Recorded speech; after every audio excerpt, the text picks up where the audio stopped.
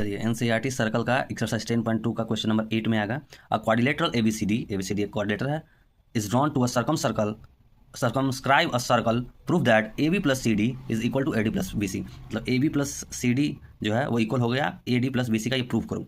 देखिए ये जो क्वेश्चन है ये बहुत ज़्यादा इजी क्वेश्चन है, प्रूविंग है लेकिन बहुत ज़्यादा इजी क्वेश्चन है। लेकिन ये तब इजी हो जाता है जब कुछ 2 या 3 बातें हम जान जाते हैं।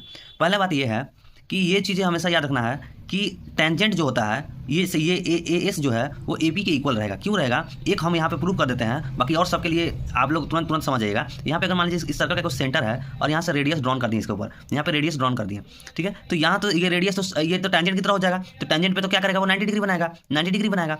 और ये ऐसे यहाँ से भी इसको ज्वाइन कर दे रहा है, तो ये 90 डिग्री है, इसमें भी 90 डिग्री है। ये दोनों ट्रायंगल को देखते हैं तो यहाँ पे 90 है, यहाँ पे भी 90 है। ये रेडियस है इक्वल, ये भी रेडियस इक्वल, और ये कॉमन साइड, तो कॉमन साइड रेडियस और ये मिलकर ये क्या बन गया, आर एच एस से कॉन्ग्रुएंट हो गया। और कॉन्ग्रुएंट होने से ये ए एस जो है वो ए पी के इक्वल हो जाएगा। वैसे ही पी समझ में आ रहा है ना, यहाँ पे क्या हो गया, कॉन्ग्रुएंट कर दिया ट्रायंगल को। ऐसे ही ये ज्वाइन करेंगे तो ये दोनों कॉन्ग्रुएंट, इधर ये दोनों ट्रायंगल कॉन्ग्रुएंट हो जाएगा, ये कॉन्ग्रुएंट हो जाएगा। और ये चीज़ होता भी है, पहले ही थ्योरम में पढ़े हुए हम लोग कि tangent drawn from the same circle, मतलब एक सर्कल से बाहर जो टेंजेंट ड्रॉन होता है और वो दोनों मीट हो गया बाहर, तो दोनों टेंजेंट का लेंथ क्या होता है, इक्वल होता है। तो यहाँ भी हम लोग प्रूव भी कर लिए कि ये दोनों इक्वल है, A S is equal to A P, ठीक है। तो हम लोग अब इसके बाद ये पहला चीज़ जानने का चीज़ था। दूसरा चीज़ क्या है कि लेते कैसे, उठाते कैसे है। तो पहले हम ए बी का सारा पार्ट को देखेंगे। ए बी के लिए देखिए, ए बी यहाँ पे है, तो ए बी में पहले क्या है, ए पी, तो ए पी पहले लेफ्ट में लेंगे, ए पी में लेफ्ट लेंगे तो ए पी इक्वल किसके है, ए एस के, तो ए एस आ गया। दूसरा ए बी का दूसरा पार्ट क्या है, बी पी, तो बी पी इधर लेंगे, बी पी लिए, तो बी पी का इक्वल किसके है, बी क्यू के।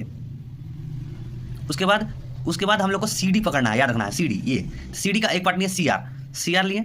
ये ध्यान देना है कि कौन लेंथ लेना है, यहाँ से समझ में आता है वो चीज़। सी आर के लिए सी क्यू इक्वल है, और डी आर के लिए डी एस इक्वल है।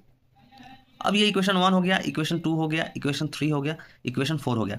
इन 4 इक्वेशन से add by adding equation 1, 2, 3 and 4 we get, ध्यान दीजिएगा ये चारों को ऐड कीजिए तो A P plus B P plus C R plus D R is equal to A S plus B Q plus C Q plus D S.